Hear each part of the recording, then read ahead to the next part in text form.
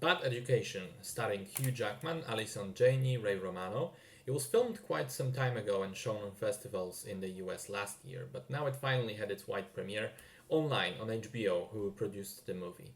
It is based on a real story, and more specifically on an article by the New York Magazine, which exposed and detailed the largest public school embezzlement in the history of America, where people from the administrative board of a high school in Roslyn district stole money and used it for personal purposes.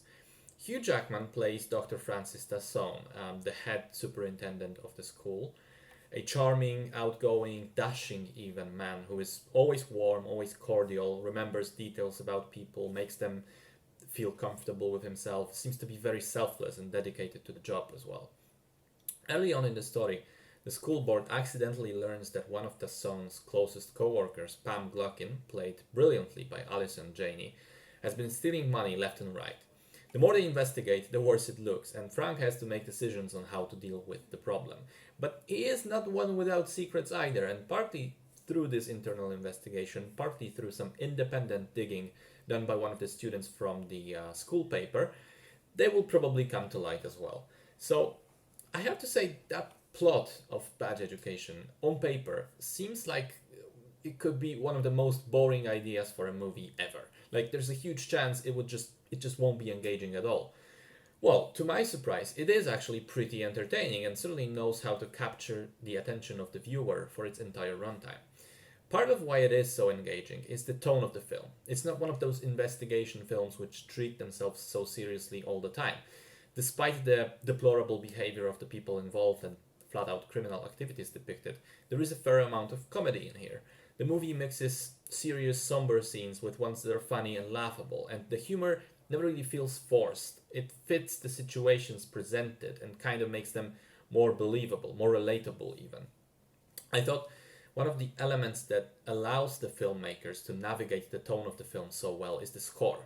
The music is honestly quite great throughout the film, noticeably great, and it helps set the atmosphere in certain scenes in particular.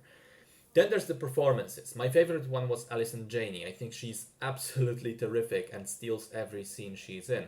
She emanates that arrogant nature of someone used to getting her way and getting away with it, of course, until she doesn't. The most prominently featured actor, though, is Hugh Jackman, who, while not as magnetic, I thought was also really solid. I think he puts a lot of nuance into his performance and makes Frank a complex, interesting character.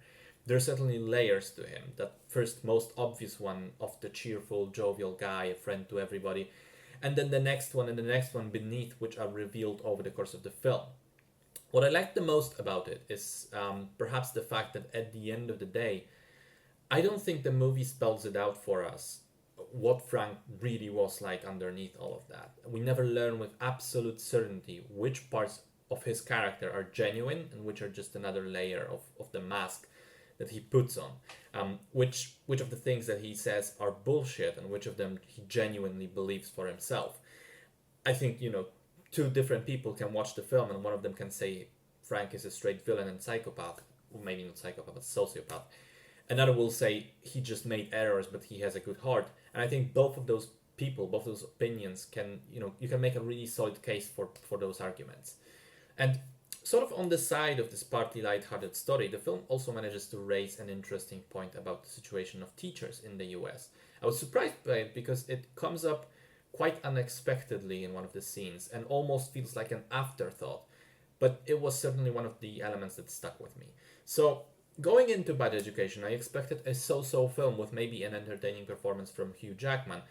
What I got is so much more. A well-rounded, engaging movie with some great acting, well-written script, and an interesting story. Definitely worth checking out.